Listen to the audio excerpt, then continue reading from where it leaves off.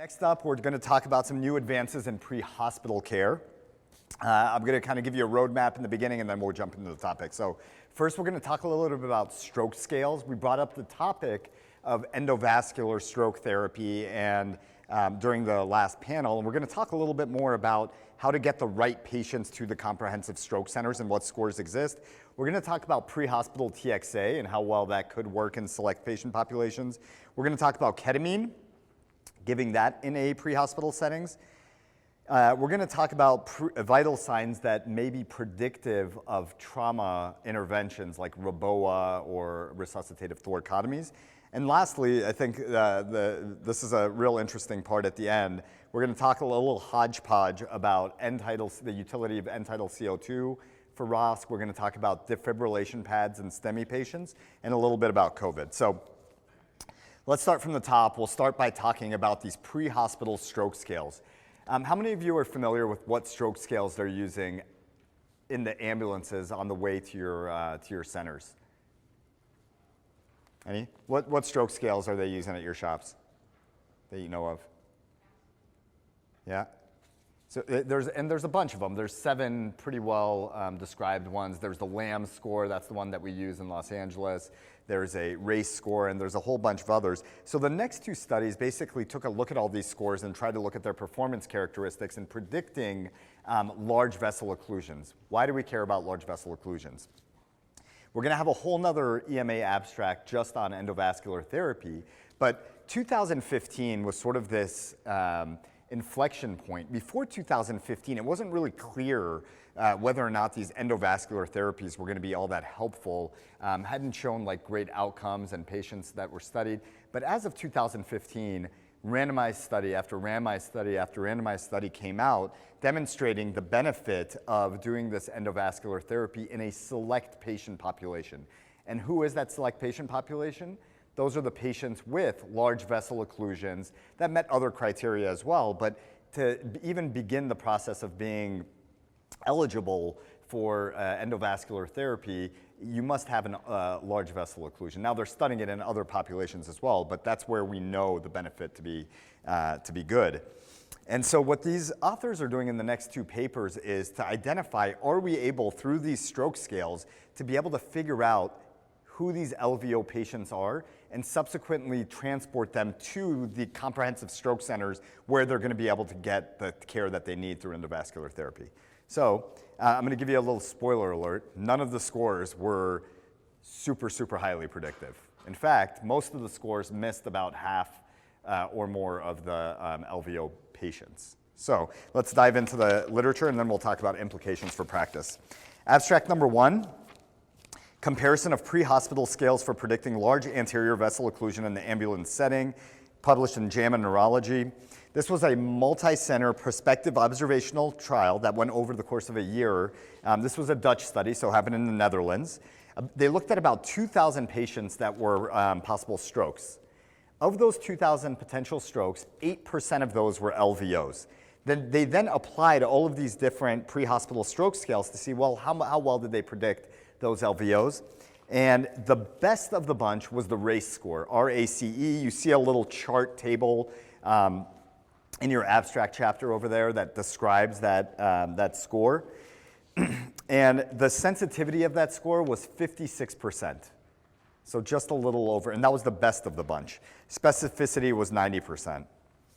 So again, in terms of sensitivity, misses about half of the LVOs. Again, the prevalence of LVOs is low, but the ability of these scores to predict them is not fantastic, which is further sort of advanced in the next abstract, abstract number 2. Also very similar to the first one, multi-center prospective trial, also a Dutch study in the Netherlands, about 1,000 suspected strokes.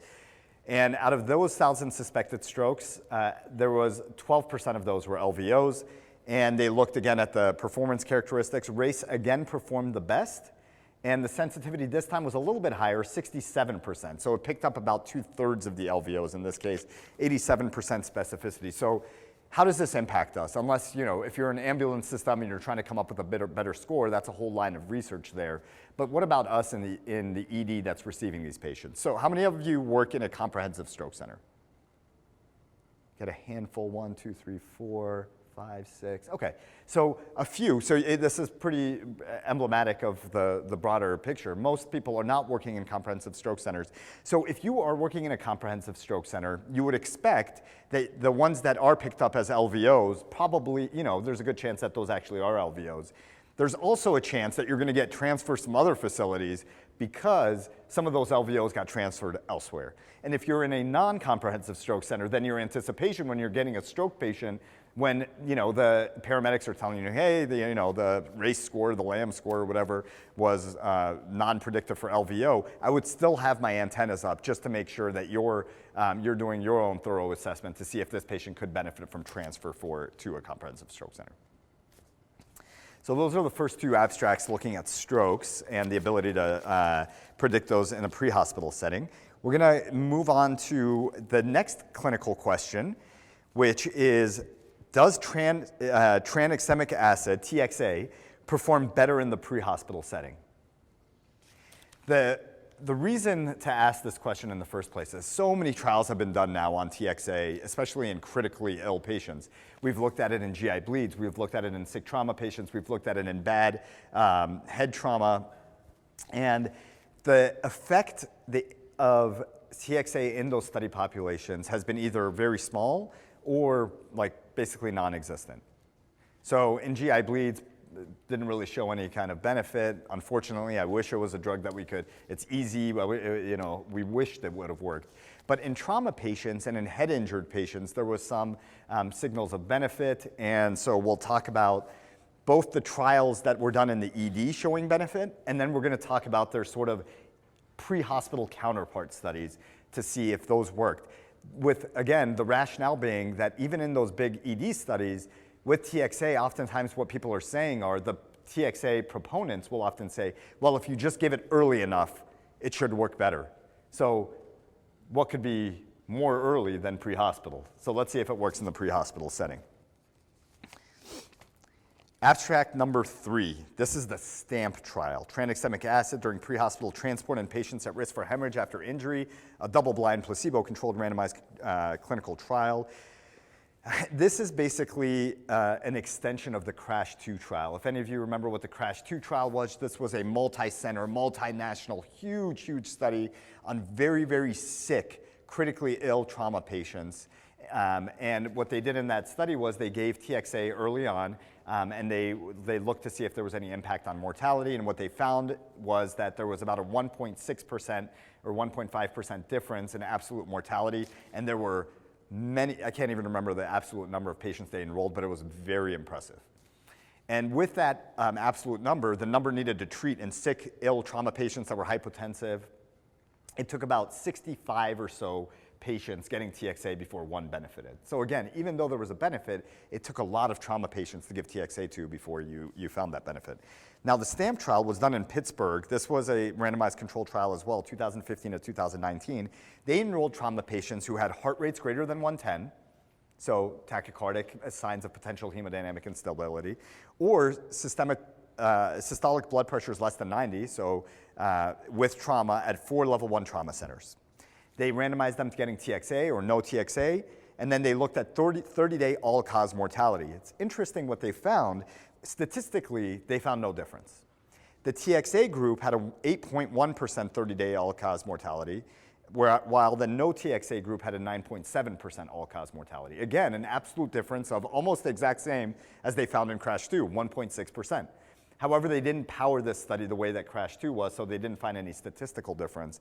But signal of potential benefit, but it is actually a negative trial. So the conclusion shouldn't be that we're giving TXA as a bolus in the pre-hospital setting. It's okay for these patients to come to the ED and they can get TXA there. My other plug for TXA, anybody work in a trauma center? We got a couple, and on this side, okay, good. So we got some trauma center. In trauma, in the setting of trauma, our trauma surgeons are just fine with us giving TXA. They're totally cool with it.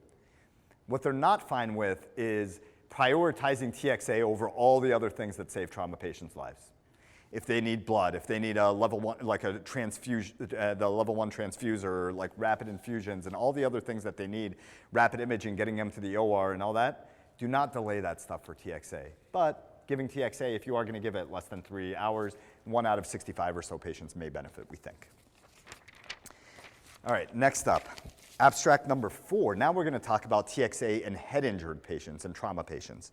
This abstract is called The Effect of Out-of-Hospital Tranexamic Acid versus Placebo on 6-month functional neurologic outcomes in patients with moderate or severe traumatic brain injury. This was done in JAMA 2020.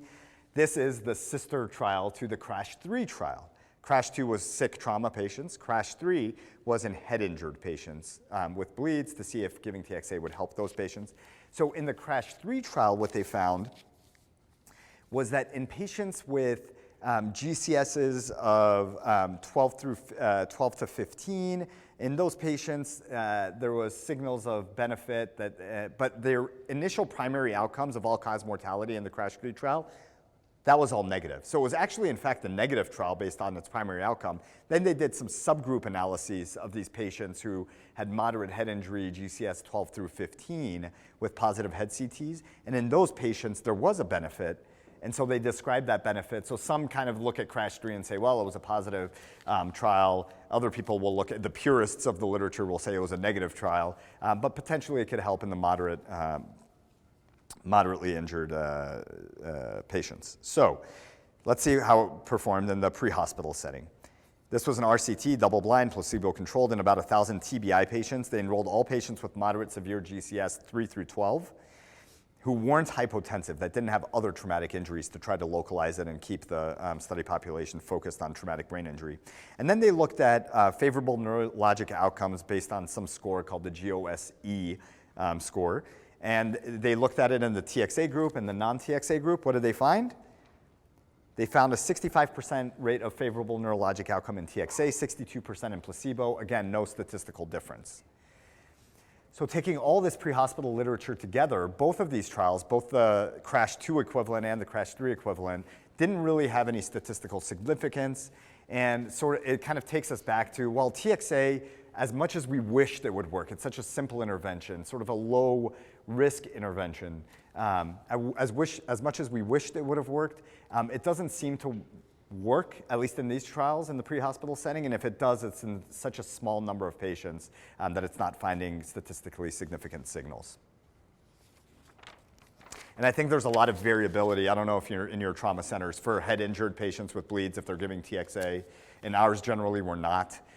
For trauma patients, we are, but it's not being prioritized. So interesting stuff for TXA. And then there's a whole we could do a whole EMA chapter on the TXA for nosebleeds and vaginal bleeding and all kinds of other stuff. But we're going to try to stay focused here. All right.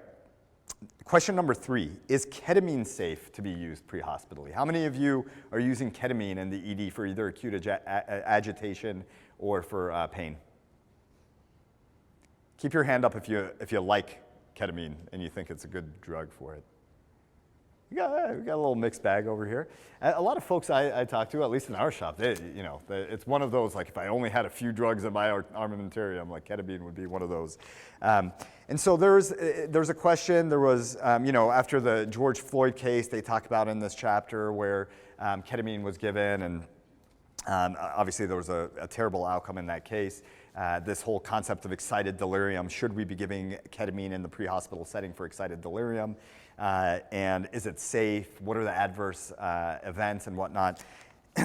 We need to really be careful and judicious about the way that we use ketamine. I agree. I think it is a wonderful drug. I think that it has some caveats and needs to be done and given in a responsible way. So abstract number 5 starts to dive into this question. Before I get into abstract number 5, let's talk about like the studies that are in the ED before we get into pre-hospital. There was a recent Canadian study that looked at the impact of giving ketamine versus giving Haldol and Versed in agitated patients. And it seemed to have equivalent safety and a faster onset of action when given IM, sort of the 4 milligram per kilogram IM dose. Again, single center, but it was an RCT. And then there's other papers that have looked at this and found ketamine to be pretty safe in the ED setting. So let's see how it performs in the pre-hospital setting. Abstract number 5.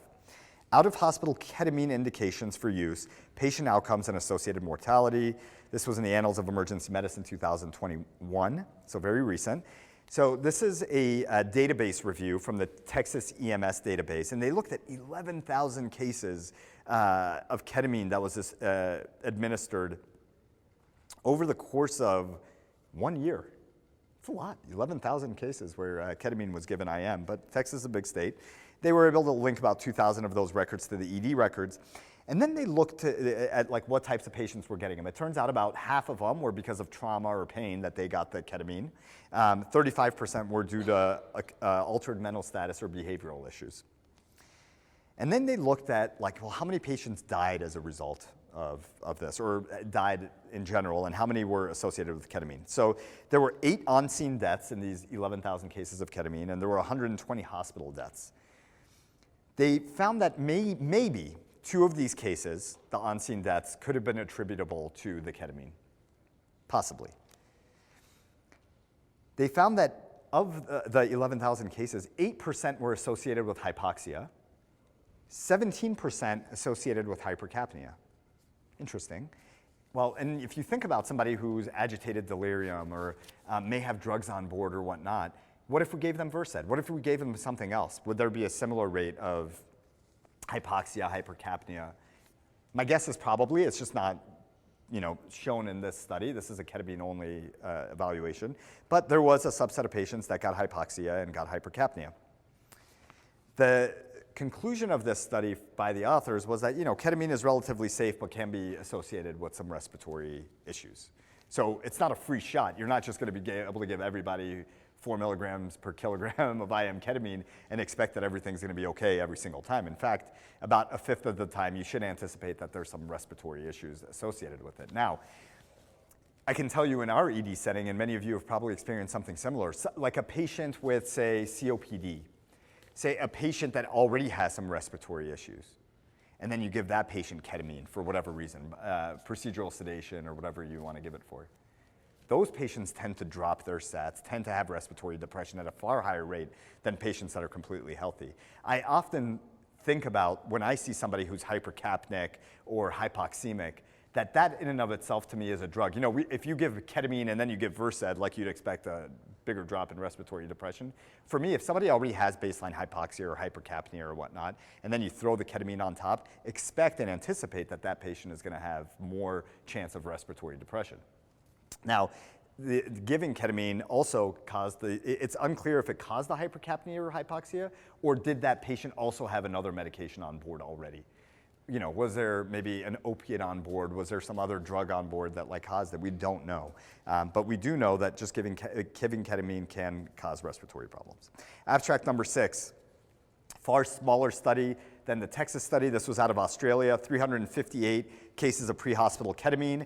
In this study, they found that hypoxia was associated in 5% of cases, emergence reaction 0.8% of the time, and patients got intubated 0.6% of the time. That was all pre-hospital. Once the patient arrived to the ED, however, in the patients that got ketamine, about 15% of those patients got intubated. Okay? This is all very descriptive. All these papers are just descriptive. Abstract number 7, another Australian study, even smaller, 105 patients. Out of those 105 patients that got IM ketamine in the field, about 38% of them had adverse events. It's pretty high.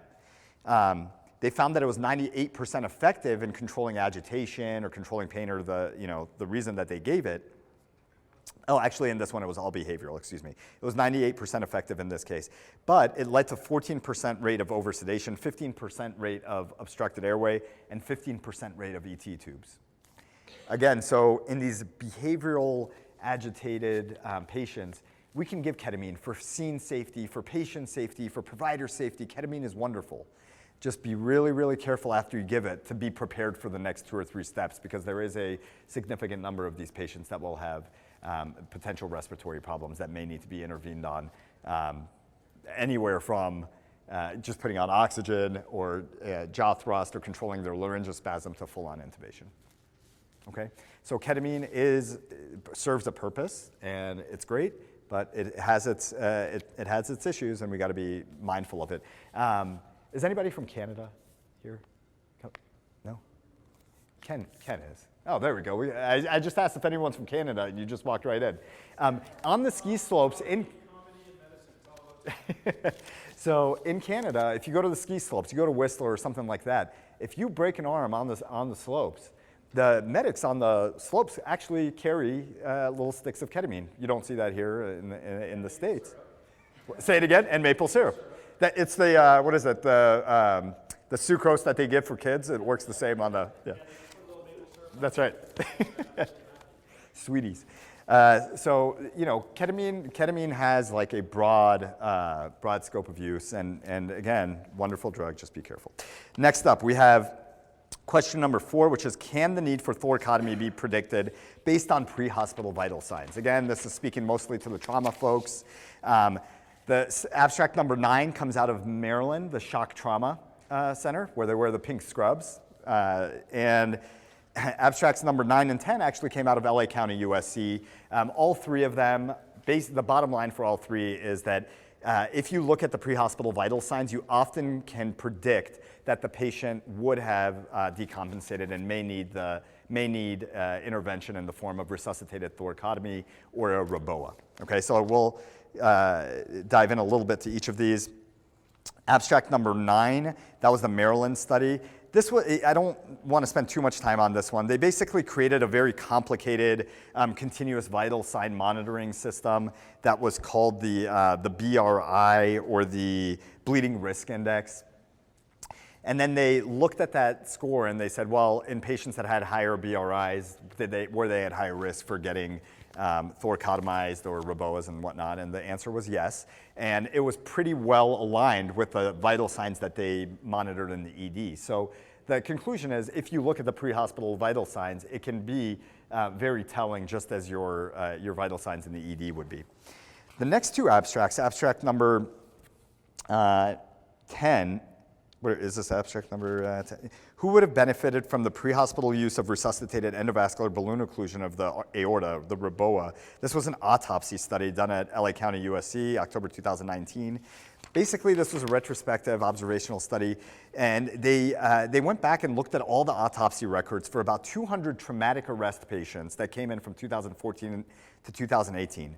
They looked at those patients and they said, well, in the absence of, like, say this patient didn't have any head trauma and they had fatal sort of pelvic and abdominal injuries, those were deemed to be candidates for REBOA and they looked at those patients and they said, well, could we have identified these patients based off their pre-hospital vital signs? And they kind of matched that to their EMS records. And they found that the strongest predictors of patients that had abdominal or pelvic trauma that would have been amenable to REBOA were if they had a GCS greater than 8, so lack of significant head trauma, and a SAT of greater than 90%, and a systolic blood pressure less than 90%. So if you looked at those vital signs, that could have helped predict patients that may have needed REBOA. Fine. The next abstract talks about something that I think is super important, whether you're at a trauma center or not, which is pre-hospital narrow pulse pressure predicts need for resuscitative thoracotomy and emergent intervention after trauma. This was published by one of our trauma colleagues, Morgan Schellenberg, who works on our trauma team, wonderful person, who looked at the presence of narrow pulse pressure in the pre-hospital setting. What is narrow pulse pressure? They defined it in this study as a delta between your systolic blood pressure and your diastolic pressure of less than 30. And they looked at a trauma registry over 13 years, and they looked at patients that ended up having arrest and resuscitative thoracotomy, mortality, emergent interventions, things like that. And in the patients that had narrow pulse pressures in the field or in the ED, they found that there was a 5% mortality in those patients, compared to normotensive patients who only had a 1.8% mortality. Hypotensive patients obviously had a far higher mortality. They had 12% mortality. So I think we're all great at looking at the low blood pressure. You know, blood pressure, the patient has a pressure of 80/40. Of course, you think that the patient's mortality could be much higher. But in those narrow pulse pressures, we see this so often in our traumas. You get your multi-system blunt trauma from a rollover MVA, and they're sitting there on the monitor with a blood pressure of 120/100, and everyone's like, oh, okay, good. They have a good blood pressure. That is not a good blood pressure. That is a precursor to a lot of potential badness. So just paying attention to that narrow pulse pressure can be really important. And finally, we're going to do our hodgepodge section here. So let's go to abstract number 11. This is the association between end-tidal CO2 and return of spontaneous circulation after out-of-hospital cardiac arrest with pulseless electrical activity. So this was another Ontario study it was a chart review. They looked at patients that had out-of-hospital cardiac arrest. 208 of those patients had PEAs. And the primary outcome that they looked at was return of spontaneous circulation. Then they looked at what levels of end-tidal CO2 or increases in end-tidal CO2 were predictive or associated with ROSC. And they found that patients that had a delta in their end-tidal CO2, for example, if they started with an end-tidal CO2 of 12 and they had a delta of 20, like up to 32 or greater, those patients had a far higher association with getting return of spontaneous circulation with a 95% specificity. So I don't know how often you guys are getting on the base calls or whatnot and you're hearing like what's going on in the ambulance, but we know from old data, like old 1990s data from the New England Journal, that a end-tidal CO2 less than 10 at about 20 minutes of resuscitation has a very low association with survival. Right? Like those patients don't do well. So you can call that in the field, usually doesn't need to be transported.